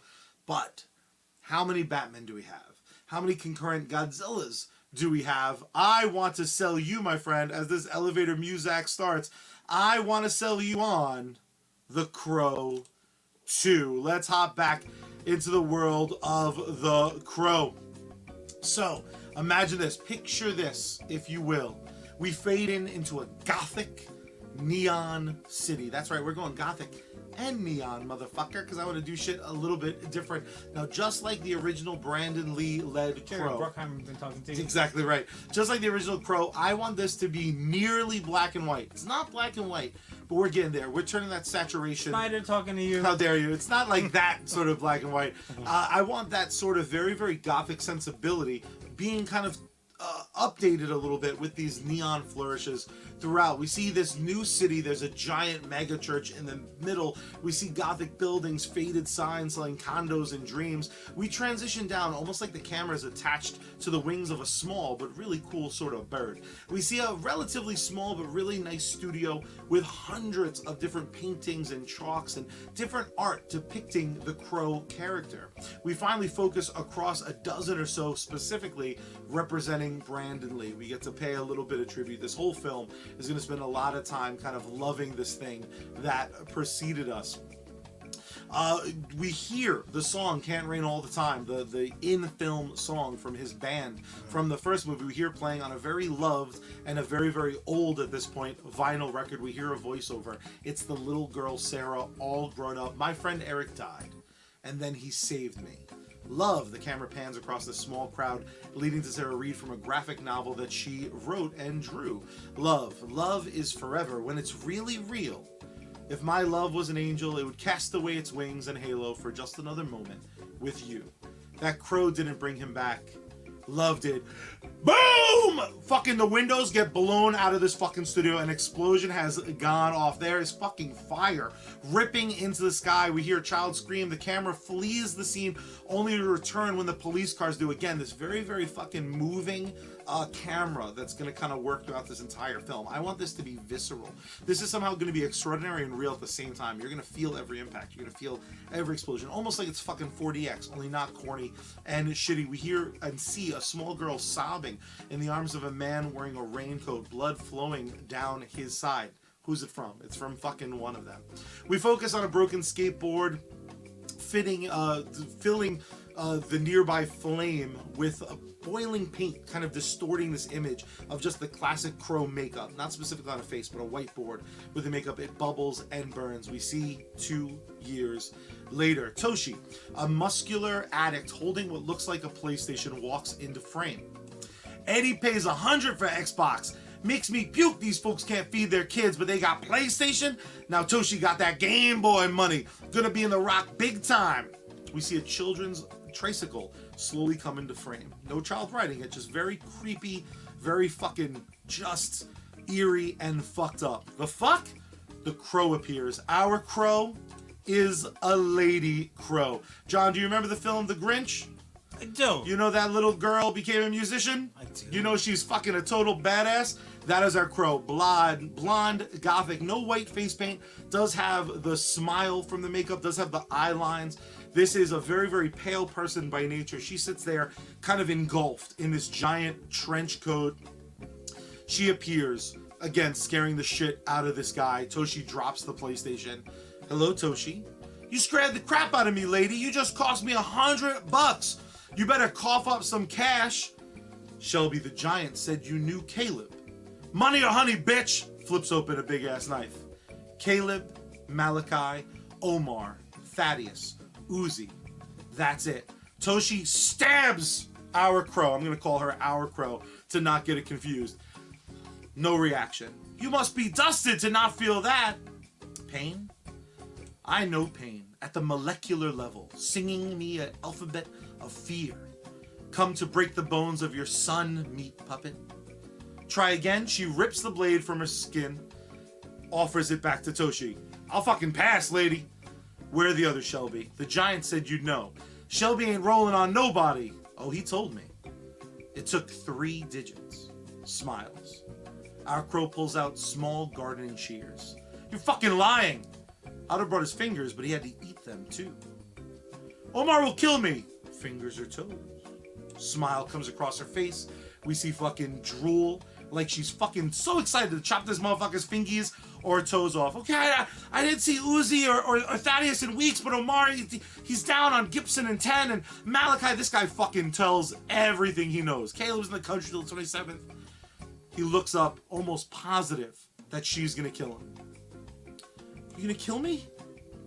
Oh, Toshi, I already count you among the dead. Look, a full moon. It's a fucking street light, lady. There was a full moon that night, too. You out of your fucking mind. She grabs him by the face, like Billy Madison. Tell them I'm coming for them, Mr. Jones. Mr. Jones? Yes, ma'am? Do you suppose there are spots in a leopard's eyes, too? This fucking whole film is going to mindfuck you the whole time, but it is going to be fucking visceral and goddamn crazy. You want hot goth action? You're getting hot goth action. You want visuals that are going to fucking disturb and kind of fucking hornify you? This... Now, can I yeah, please. Something this bitch? So she is the little girl grown up? Is that we don't know yet. We don't know. Oh, okay. You don't know anything. Like, literally, this is almost supposed to be fucking jarring, the pace we're going. Because I'm taking my time for these fucking long poems that kind of mean nothing, but they're to freak you out. They're going to look good on a fucking t-shirt. We're going to make some goddamn Hot Topic money. But we're going to fill it all in as we go. I'm paying tribute to a film I fucking love, but I am doing this full art house. I want a budget that I can control because you're going to let me fucking do whatever I want when you hear the rest of this shit. Cut to almost a whiteout. We see a white horse running along a train. Think Superman the movie. The train and the fucking horse are kind of going the same pace. We see our crow, who we're going to know now the name of, just for you and I. This is little baby Shelly, named after the deceased girlfriend in the original movie. So our crow is also going to be called Shelly. Try not to get confused when I interchange them throughout. She's looking out the window at the horse. It gallops free. She looks great. Her skin isn't as milky pale. She looks very, very fucking happy. She looks well put together. A young, beautiful woman on this train watching this beautiful horse. Looks like a fucking Pantene Pro V commercial. Like, the horse looks amazing. She looks at him. She smiles. The horse looks at her, almost like fucking smiling back. Like, and again, we're getting like a very, very white tone. We went from this dark shit to this very, very bright shit. Fucking horse runs into barbed wire, mangling itself fucking through it. It cuts back to the fucking train where all the light is getting pulled out of the fucking frame. She's now smacking on the glass, screaming, tears running down her fucking head. Like, what the fuck is going on with this goddamn movie? She sits on the train. You suddenly hear someone say, "Don't look. Don't look." The camera pulls back. A crow is sitting on the headrest talking to her. Oh, shit. Is this bitch fucking insane? The crow continues, "You shouldn't have looked, little girl." This voice is going to be familiar to you if you love the original film, because the actress who played Little Sarah, who played Mama Sarah in the beginning scene, is also the voice of this fucking crow. So, and you're going to be able to tell. I'm not hiding it. It's fucking very much. Thunder Smack. We see former Detective Albrecht, who of course is Winston Zeddemore, with Erica, played by the lovely McKenna Grace, who has a scar that runs through her ear and onto her cheek and a little bit onto her arm. She opens a book as they eat. We get this awesome, character building scene between Albrecht and this little girl. This little girl is the one we saw. Albrecht was the person holding her outside of the explosion with the studio. Oh, okay. This is clearly her sister, because we see framed photos of this family that has been ripped apart. So now there's an older sister and a younger sister. The older sister is our Crow. We get this scene where they share a story about Erica's mom, the little girl from the first movie, some scene we didn't see in the original, just to fucking build that he's been in their lives ever since that shit happened with Eric. She was arrested for trespassing and he caught her, and that started their hot dog loving relationship. Whoa. Thunder, not like that. Thunder crack again. We see Shelly now in the fucking mud, in the dirt. We see the explosion in the background. She is screaming in the rain, covered, bloody, a deep cut going right across her arm and onto her side. Rain, another thunder crack. We hear this in the voiceover. Oh, I'm a liar. In the city, we see the shape of a frail woman, again in that oversized coat. It, of course, is our Crow. She stares out the window, listening to voices. She hears cries. She's been gone for years, but these sounds are haunting her almost, pounding at the walls for all of us. We're hearing what she's hearing, and it is almost intolerable. Not to the point where people are going to leave the theater, but in a way people will be like, fuck, this is artsy and cool as shit.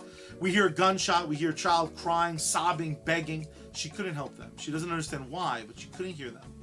She hears voices, cruel voices, gleefully causing pain. She hears names over and over, as we do. Caleb, Malachi, Omar, Thaddeus, Uzi. We hear it over and over. A street corner.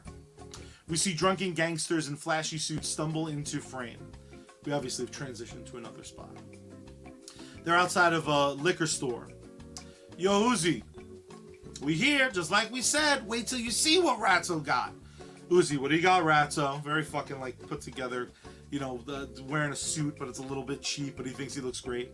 Not more of those dirty pinchers, I hope. No. This is straight from that Arab-Israel warship, baby. And Uzi, just like you, is an Uzi. He puts an Uzi in his chest. This guy, Uzi, our fucking degenerate. How much? $100. 100 and I'm gone. 100, great value for you, great money for me, baby. Let's see if it works. All right, let's go to the back. Uzi fucking opens fire on the street, killing an old lady with her groceries. Just a fucking random old lady. The fuck are you doing? What the fuck are you? Boom! Kills the fucking guy who was selling him the gun.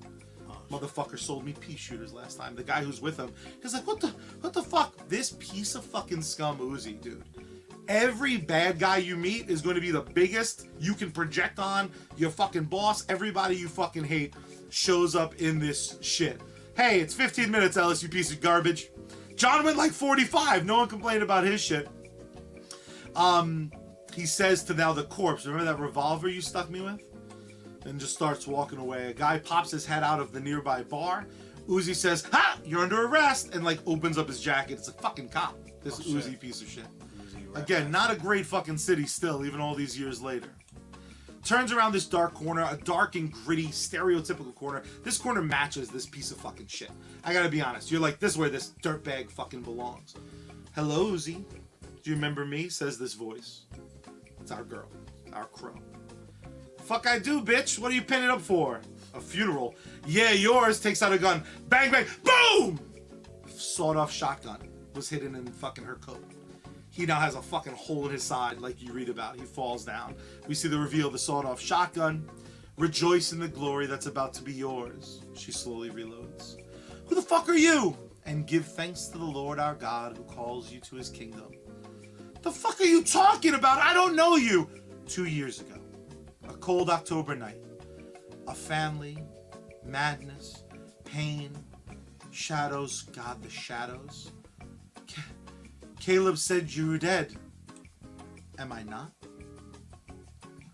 Boom! It fucking blows a hole in this fucking guy's head. This is gruesome shit. This is old school fucking Quentin is gonna have a puckered butthole, but he might be jacking off. If I add feet to this, He's gonna lose his goddamn mind. Goes through his fucking jacket, finds like a matchbook for the other location that was fucking mentioned before. Did he make it? he did not survive. Don't look, says that fucking same crow. We see a blast of white. We see Shelly and Erica painting together, and that's a little flashback action. We see them together, we see that obvious sister love, but again, it's fucking this like white predominant, it's not like a white light is behind them, almost pushing through them onto us. We're not losing them. We're not losing the specifics of where they are, but it is fucking clearly something's up, right? Whiteness, Uzi, we see him again, headless. Shelly's again alone, silhouetted in now darkness, seemingly nude, but like we're doing a tasteful art shit, so you get to see her silhouette. She takes him out for anything. And we see barbed wire keeping her from her family. That's now in that scene alone, painting together. Don't look. Shelly ties an empty round in her hair. One. First fucking victim down, bro. She's in that same house. We see it's actually like in way rougher shape. It was that studio. It burnt mostly fucking down. There's tarps, there's boards. Studio now? No, this is that studio from our opening scene. Oh, okay. So it's been fucking condemned. We now cut to like a fucking shitty bar. This is of course Malachi's fucking place. They sit in an empty nightclub. It's clearly daytime. Someone removed his fucking head from his body, Malachi, and we think you need to look into it. You're telling me what to do, Sanchez? More fucking scum that we cannot wait to see fucking murdered.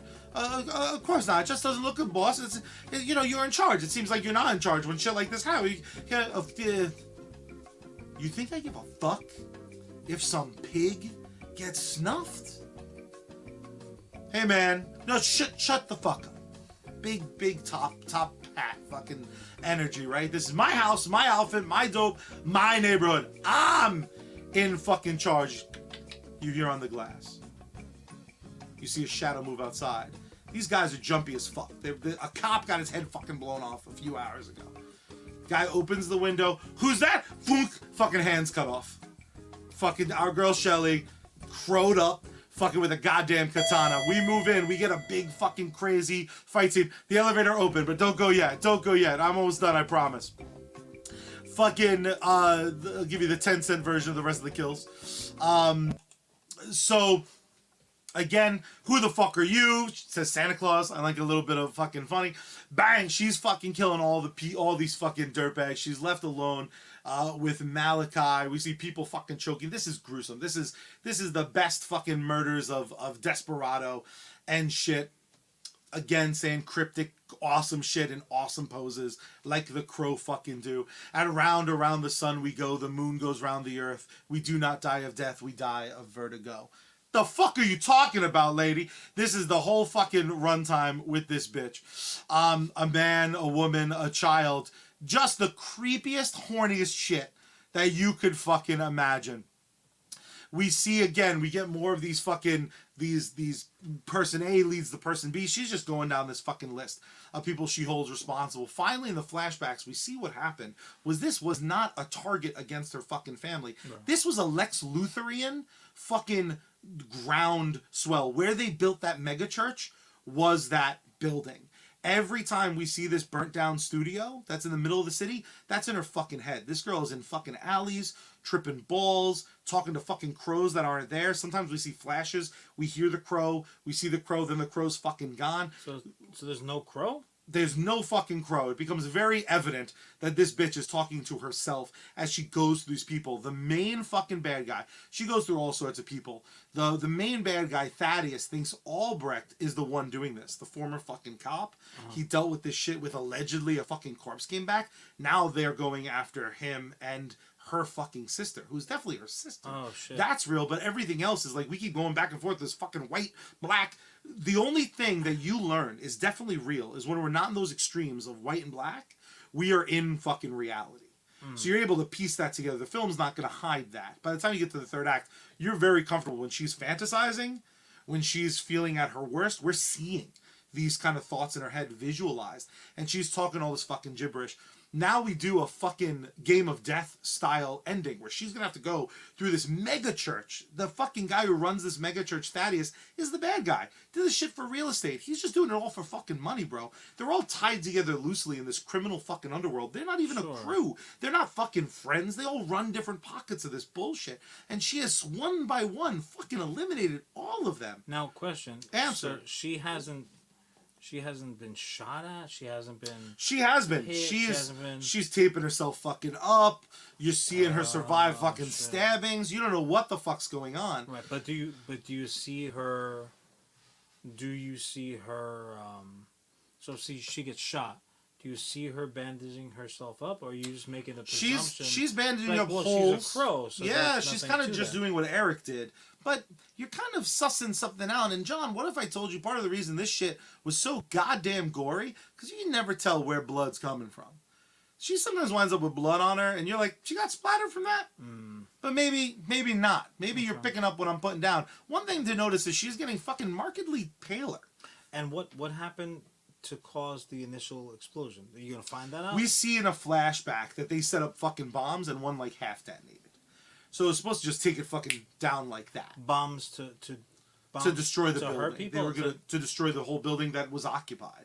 This is like a fucking block. It wasn't just the studio. There's apartments above it. Jesus Christ! They were fucking trying to. They were putting graders the same way with people in them. With people in it. There's nothing likable or lovable about these fucking guys. And what happens is the bomb half happens, so they go in like a fucking kill squad. The cops, Caleb, all of them, just wiping out fucking bodies. That big scar that she has on her arm and her side, and her sister has kind of a matching ear cheek scar, is because she pulled her out of the building and fucking fell back. We see that. She fucking fell like 2 stories with her sister in her arms onto her fucking spine. Shit. Bro. So again, we see this megachurch is very fucked up. I swear I'm almost done. The megachurch is super fucked up. There's like cam girls set up in these fucking rooms. Some of them look like they might be fucking underage. There's fucking all sorts of junkies and shit in the basement. And this shit is set up like a fucking labyrinth she's gonna have to fucking fight through.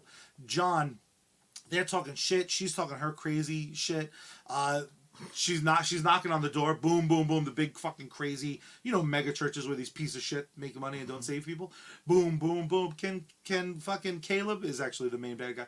Can Caleb come out and play? Boom, boom, boom. Like she's still a fucking wackadoo, right? He goes, ready for your Sunday school lesson, lady? Oh, I've come to kneel and worship. This is just another altar in a church of pain. You fucking believe this crazy bitch? John, they fucking capture her, though. They overwhelm her with force. She is now fucking cuffed to a chair. Caleb's like, this is not some fucking magic. This is not some magic bullshit. It is a fucking goofy bitch in makeup who's high out of her fucking mind. You see her eyes kind of for the first time very clearly. They are fucking, it's all pupil. Like she is fucking methadoned up. Like she has every fucking pig. He puts the gun to her head. Boom! See? Wasn't that fucking easy? Squaw! Fucking crow lands on the fucking Jesus statue. Oh shit, nice. You see the blood trickle down her face, following the makeup lines that she drew. We finally see the flashback of everything that fucking happened. She never died. She lived through that. Prior, right. Yeah, when she like conked herself in the fucking head, the sister ran away to get help. She didn't know who pulled her fucking out. Right. This bitch crawled through the mud like a fucking homeless lost person. And in this chaos, blocks were blown up, John. All sorts of people were presumed dead. All sorts of people were fucking lost. She spent 2 years putting herself together. And like Kick-Ass before her, when they put her back together, there was fucking aluminum rods. There was all sorts of shit. So half the time it's dumb luck that she's surviving. The other half, she's fucking eating pain pills like fucking Ben Affleck's Daredevil. But now she is a fucking crow, bro. And when I tell you she fucks these motherfuckers up, her last fun line that I kind of love, she walks up to him, she kills every fucking body. Axes to the face, the most brutal shit. It is kind of like Crank at this point. The most brutal shit you ever saw. 7 blackbirds in a tree. Count them and see what they be. 1 for sorrow, 2 for joy, 3 for a girl and 4 for a boy, 5 for silver, 6 for gold, 7 for a secret that's never been told. You're all going to die tonight. fucking kills everybody. She captures fucking him. It's this awesome moment. Fucking Jesus. Albrecht's being attacked. No, I'm just done. I have a lot of descriptors of like fucking stab. At one point she has him like fucking hung by the ankles and she's just fucking stabbing him to death. Like, you are going to enjoy watching this motherfucker die. It ends. It's gonna be an NC-17. It's gonna be damn close. We'll back up where we have to. It ends with her at her parents' tombstones. You see Eric's in the fucking background. We're gonna make it very fucking clear again. We're honoring Brandon while kind of taking it in a wildly different direction. Erica and Albrecht walk up to her with flowers for the fucking parents, and for her, she gives her the fucking necklace her mom used to wear that had the original Shelley's fucking wedding ring around it. So that's given to little McKenna Grace. They have a great little sisterly moment. And once again, ends with a voiceover. Now, of course, McKenna's doing the now last voiceover of the film. Before we get to that, Albrecht asks our crow, "Do you want me to sit with you?" Because she's slowly fucking fading away because her job's fucking done. She says, "Yes, please." We see a kind of quick flash of them when she was growing up. Albrecht was fucking her godfather, basically. And the last fucking thing we hear as the crow fucking flies off and we fade now to like a red because I want to use a different color. If the people we love are stolen from us, the way to have them live on is to never stop loving them. Fucking ends with the same quote from the fucking first film. Finn, we've just gone on a fucking like tight... Honestly, it doesn't feel that way, but it's a tight, like, 1:40. Basically, the length of this podcast is the entire flick. Wow.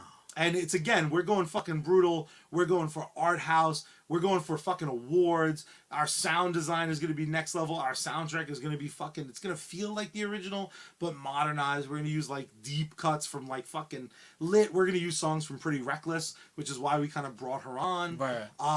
We're going to really fucking take glee in punishing bad people. We don't have much of a message here. I'm not trying to do a message. I'm trying to tell a story about love. I'm trying to tell a story about fucking revenge. And I want this to be that thing that people at home, when they put it on, bro, they're putting it on to be like, this is the fuck what I would do if someone hurt the people I love. I want it to be... to feel a little bit like violence porn. I want this to feel a little bit like art house. I want this to feel like a Ripper on Time. I want it to feel like a nod to the original without borrowing any scene directly. We're gonna go fucking full tilt for an hour fucking 40 and fuck right off. Sold, baby! If you said no, I would have been so disappointed. Let's green light that motherfucker, or else this bitch is gonna show up in my elevator. Wouldn't that be string me up? Wouldn't that be so fucked up? I got all sorts of other shit too. Yeah, you didn't really get to see her dad, but that's kind of the point. I like the aspect that she's like doing the majority of her doing, and not a crow. Like that's a solid. But she grew up with it. That's a solid fucking what a twist. And then she fucking does become a crow. You know what? Solid. Honestly, you know what my favorite part is? I feel like people in the theater will be like, I fucking figured it out. Like, I want people to I want, like... They're M. Night Shyamalan, man. I like, there's something so exciting about, like, I don't think this bitch is dead. And, like, when you really see that she's talking to nothing, I want that to be like, oh no. That could be the first, like... You know what I mean? First, evidence and people taking notes and stuff like that. And then, like, when you're on the replay, like when you see the credits and the fucking same actor who played Sarah in the original is doing the fucking voice of the crow and playing old lady. I want you to connect those dots and be like, this is fucked up. What's the name of fucking Cindy Lou's band? Pretty Reckless. Okay, so yeah, I like the music. And also, it's like some of that music would fucking fit wonderfully for some of these like fucking crazy. Almost all of it would. And again, can't you just fucking see this gothic bitch? And what I love, the reason I kept her blonde was like, bro, that shit's not gonna be blonde very long. Between like the mud, the ash, the blood, like by the end of this, it's gonna be fucked up. By the time the movie's over. Fuck yeah, dude. Fuck yes. Yeah. Fuck yes. But John, I dig it, man. With another movie sold. Thank you. I'll see you in Hollyweird. With another movie sold. There's truly only one thing we do to end each and every episode of USComicsCast. We thank you, lovely people. We want to know what you thought. Did you like the pitch? Do you not want Crow going that fucking extreme? If not, what a wuss are you? Are you excited about the new remake that is coming down the pike? We want to want to know all about that shit, but a proper ending is vital. So, John, if you don't mind showcasing, without covering my goddamn script, if you don't mind showing off with your hands how to do it, because first, you gotta turn the power on. Then you gotta turn the volume up. Then you gotta tune Bad Mary and open up the window wide and scream out into the night sky. See you, must be scared. We are...